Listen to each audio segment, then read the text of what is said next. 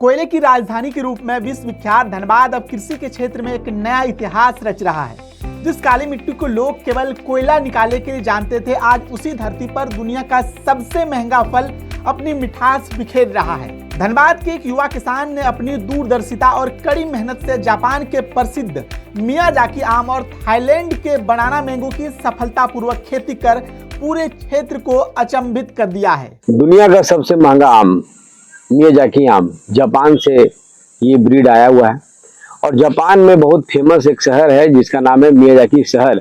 वहाँ से ये आम हम लोग धनबाद में बंगाल के थ्रू यहाँ पौधा लाए थे आज से 3 साल पहले।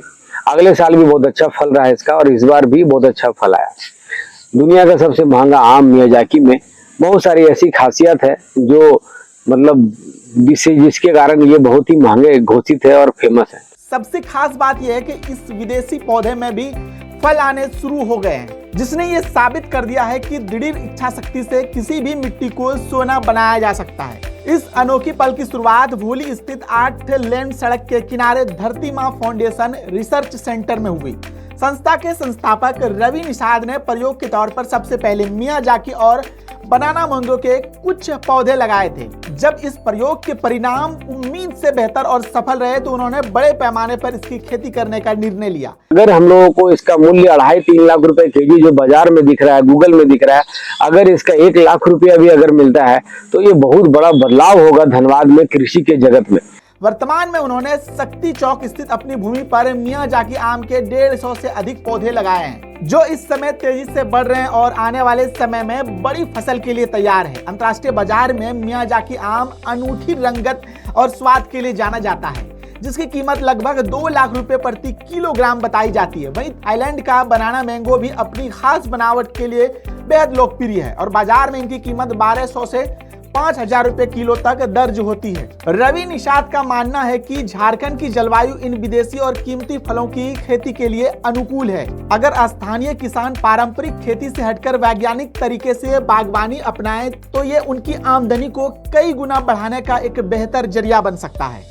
रवि निषाद केवल खुद तक इस सफलता को सीमित नहीं रखना चाहते हैं, बल्कि वो अन्य किसानों को भी समृद्ध बनाना चाहते हैं। उनकी संस्था धरती मां फाउंडेशन मात्र 1 रुपए की टोकन शुल्क पर युवा और किसानों को आधुनिक खेती का प्रशिक्षण दे रही है। अब तक इस मुहिम से जुड़कर 17,000 से अधिक किसान प्रशिक्षित हो चुके हैं। इसके साथ ही सरकारी स्कूलों के बच्चे भी पर्यावरण और कृषि से जोड़ने के लिए बीज से पौधे तैयार करने की कला सिखाई जा रही है। संस्था अब तक 3,17,845 पौधे लगा चुकी है और उनका लक्ष्य है भविष्य में 1 करोड़ पौधे लगाने का। जैसे मैंने पहले भी कहा, इसके जो एंथोसायनिन और जो बीटा कैरोटीन है, ये क्या एंटीऑक्सीडेंट है, जो कि रिएक्टिव ऑक्सीजन स्पीसीज जो हमारे शरीर में बढ़ता है तो बहुत सारा बीमारी होता है ऑक्सीडेटिव स्ट्रेस से, जो बहुत सारा कभी मतलब, तो इसको कम करता है। आरओएस को ये कम करता है, ऑक्सीडेटिव स्ट्रेस को कम करता है। साथ में इसमें पोटेशियम की मात्रा बहुत ज़्यादा है, तो ज़्यादा मतलब इतना ज़्यादा नहीं कि बॉडी को नुकसान पहुंचाए शरीर को, बट मतलब पोटेशियम का मात्रा इतना है कि हमारे हार्ट हेल्थ के लिए, ब्लड प्रेशर को कंट्रोल करने के लिए वो सही है। साथ में इसमें जो मेन चीज़ है उसमें विटामिन ए है और विटामिन सी है।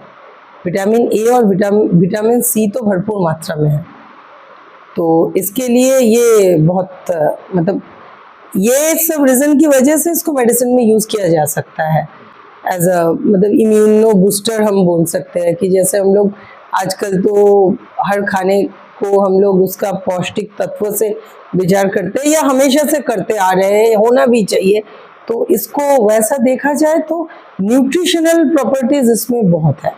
मैं doctor Ishita Bhattacharya, assistant professor, department of botany, BSK college, Maithan.